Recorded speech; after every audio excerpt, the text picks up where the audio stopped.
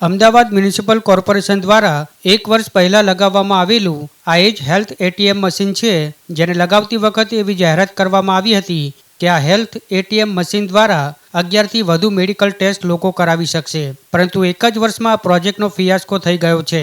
અમદાવાદ શહેરના અલગ અલગ 7 અર્બન હેલ્થ સેન્ટર પર આ હેલ્થ એટીએમ મશીન મૂકવામાં આવ્યા હતા, જ્યાં દાવો તો એવો કરવામાં આવ્યો હતો કે આ મશીન થકી લોકો ECG, lipid profile, BP, sugar અને તાવ જેવા 11થી વધુ મેડિકલ ટેસ્ટ કરાવી શકશે.